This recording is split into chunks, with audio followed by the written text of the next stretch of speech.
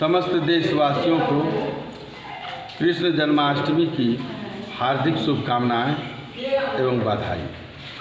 धर्म रक्षित रक्षक, यह आर्ष नीति निराली है। जहाँ धर्म है वहीं कृष्ण है, जहाँ कृष्ण है वहीं विजय है। आज पूरी दुनिया जानती है कि मानवता की रक्षा के लिए भगवान कृष्ण ने गोवर्धन पर्वत को उठाया था और कालिया नाग का वध किया था मानवता की रक्षा के लिए। आज राज और देश में राजनीति का मतलब यही हो गया है कि मेवा लूट, जबकि राजनीति को ठीक हमारे राष्ट्रीय नेता, राष्ट्रीय अध्यक्ष राजेश रंजन और पप्पू यादव जी ने इस अर्थ को पलट दिया है कि नहीं, सेवा ही राजनीति है। तो हम सभी कृष्ण और राम के आदर्श पर चलकर एक नया बिहार, एक नया समाज, विकसित समाज, खुशहाल समाज, जहाँ कोई जात पात का भेदभाव न हो, जात पात की करो विदाई, मानव मानव भाई भाई का ये नारा के साथ हम लोग आगे बढ़ रहे हैं। और दिन प्रतिदिन जन अधिकार पार्टी युवा शक्ति का कारवां बढ़ता जा रहा है। आज इसी को लेके हमारे नेता आज लगभग 150 सीट पर लड़ने की तैयारी कर चुकी है और सीट पर सर्वे चल रहा है। अगर आम जनता सेवा भाव से प्रेरित होकर आगे आएंगे तो हम 243 सीट पर भी चुनाव लड़ने के लिए तैयार हैं। अब यहाँ के युवा जात पात से ऊपर उठकर शिक्षा, स्वास्थ्य और रोजगार के लिए चुनाव मैदान में अपनी भूमिका को निभाने के लिए आगे आ रहे हैं। सेवा भाव, सेवा से ही हम समाज को सुंदर बना सकते हैं। जब हमारा समाज सुंदर होगा तो राज्य सुंदर होगा, जब राज्य सुंदर होगा तभी हमारा देश सुंदर होगा। मन, वचन और कर्म में कहीं कोई अंतर नहीं। हमारे नेता जो मन में सोचते हैं वही बोलते हैं और जो बोलते हैं वही करते हैं। और अन्य दल के नेता जो सोचते हैं वो बोलते नहीं, और जो बोलते हैं वो करते नहीं। आज 15 साल नीतीश जी को हो गया, लेकिन शिक्षा की क्या स्थिति है? शिक्षा बिहार में समाप्त हो चुका है, रोजगार नहीं है, आधे से अधिक डॉक्टर का सीट खाली है। अररिया जिला में लगभग हॉस्पिटल में महिला डॉक्टर नहीं है। जहाँ 50 डॉक्टर रहना चाहिए वहाँ 3 डॉक्टर है, वो भी नियोजित डॉक्टर है। और ये भेदभाव चुनाव के समय में हिंदू के नाम पर ये लोग वोट लेता है और ज़रूरत पड़ती है तो वो जैसे भी लॉकडाउन में जब मजबूर थे तो मजदूर बना और परदेश गए, तो उस समय वो मजदूर हो गया, मजबूर हो गया। वो हिंदू नहीं था या मुस्लिम नहीं था। जो ये भेदभाव सरकार करता है उसको एक दिन भी कुर्सी पे रहने का अधिकार नहीं है। ये धृतराष्ट्र के तरफ पुत्र मोह में फंसे हुए हैं। और जो महाभारत क्यों हुई? पुत्र मोह के कारण महाभारत हुआ। आज जो आप देख रहे हैं ये बिहार की दुर्दशा पुत्र मोह के कारण है। एक पलटू राम जी हैं, ये कितने बार कुर्सी और दल बदले, इसका तो कोई तुलना ही नहीं है। इसको जनता चूल्हे की भाड़ में जाए, गरीब मरे, इसको नीतीश कुमार को कोई परवाह नहीं है। इसको सिर्फ कुर्सी चाहिए। रघुकुल की रीत सदा चली आई, प्राण जाए पर वचन न जाई। ये राम जी का आदर्श था। तो हम बिहार के मुख्यमंत्री और देश के प्रधानमंत्री आदरणीय प्रधानमंत्री मोदी जी से मेरा एक सवाल होगा कि आप राम के भक्त हैं, बहुत अच्छी बात है। आप राम जन्मभूमि की पूजा किए भी अच्छी बात है, लेकिन राम का जो आदर्श था वो आदर्श इस देश में कब लागू होगा? जब एक रात में आप नोट बंद करा सकते हैं, आपकी एक आवाज़ पर पूरे देश लॉकडाउन हो सकता है, तो एक दिन में राम के आदर्श को आप इस देश में स्थापित कब करेंगे? क्यों आज भ्रष्टाचार है, क्यों घूसखोरी है, आज सभी पदाधिकारी भगवान बन बैठा है और आम जनता को लूट रहा है। ये राम का आदर्श नहीं हो सकता है। आप राम के आदर्श, राम को यदि मानते हैं तो हमें 15 लाख रुपया चाहिए, और काला धन आपने लाने की बात किया था वो चाहिए।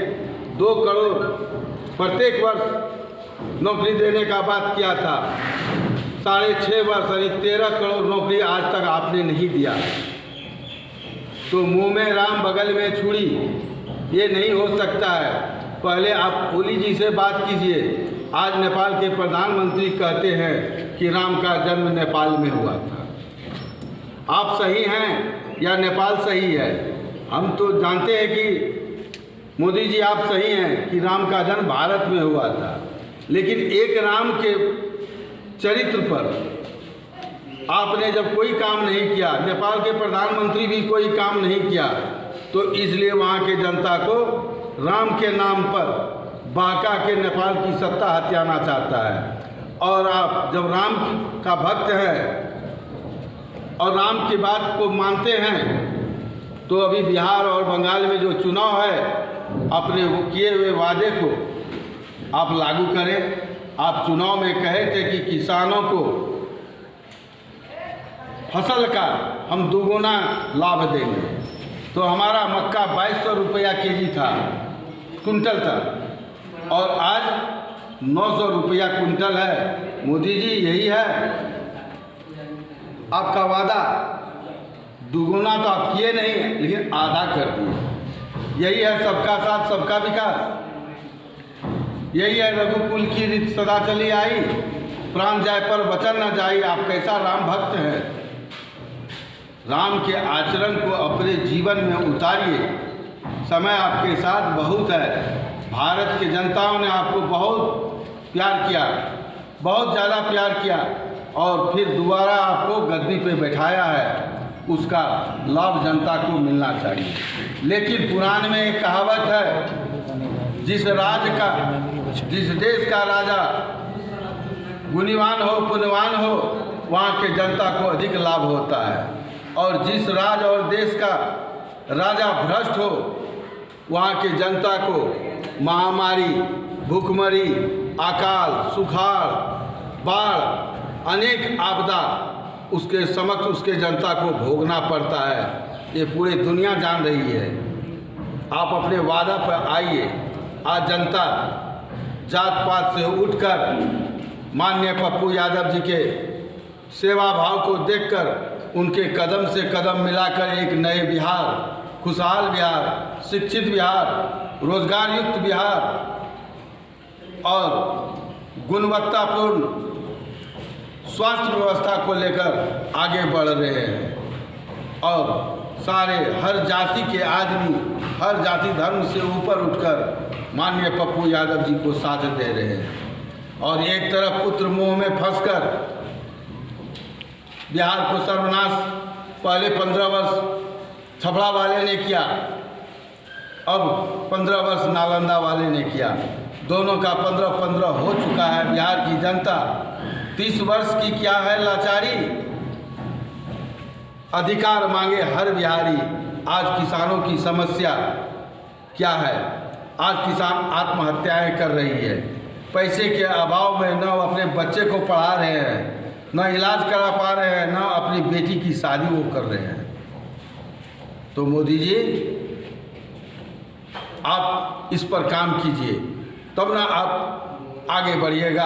आपको इतना सारा प्यार मिला, उस प्यार के बदले में आप कंस मत बनिए, रावण मत बनिए और देश और राज्य को आगे बढ़ाने में आप कदम बढ़ाएं।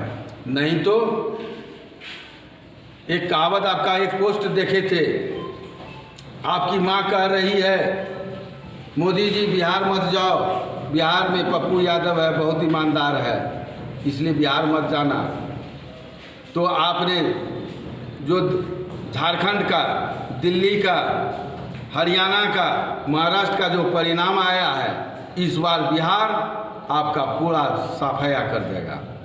और बिहार में एक ही पार्टी, एक ही नारा, एक ही पार्टी, जन अधिकार पार्टी, जिसके साथ युवा है। आज युवा फौजी का ज़माना है, वृद्ध कहीं भी जाए युवा पप्पू यादव के साथ है।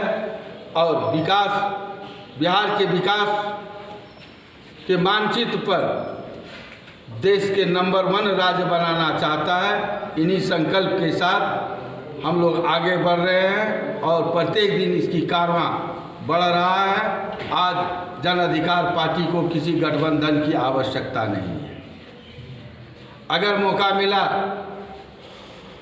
अगर जनताओं की आवाज़ आई तो आज 150 सीट कह रहे हैं, हम लोग 200-4300 सीट पर लड़ेंगे और इन लोगों का सुफड़ा साफ कर देंगे। और बिहार में विकास होके रहेगा। बिहार में कहीं कोई भयभीत नहीं। ये अफसर राज, भ्रष्ट और निकम्मा सिस्टम जो है, इस सिस्टम को हम लोग बदल कर एक खुशहाल बिहार, जहाँ कोई जाति न हो, सिर्फ विकास हो, शिक्षा के नाम पर बिहार को जाने, रोजगार के नाम पर बिहार सबसे आगे हो, अन्य राज्य के आदमी बिहार में आके रोजगार करे। हम लोग इन्हीं बातों को लेकर आज पुनः जन्माष्टमी के अवसर पर हम लोग संकल्प लेते हैं कि बिहार को बदलेंगे। बिहार बदलेगा जन अधिकार से। जब जन अधिकार आएगी, जब जनताओं को अधिकार मिल जाएगा तो हमारी जनता खुशहाल हो जाएंगे और ये गुमनामी जिंदगी और बेईमान नेताओं का सफाया हम लोग करेंगे। दिल्ली में तो थोड़ा बच भी गया था, लेकिन इस बार बिहार उसको पूरा साफ कर देगा, सुथरा साफ हो जाएगा।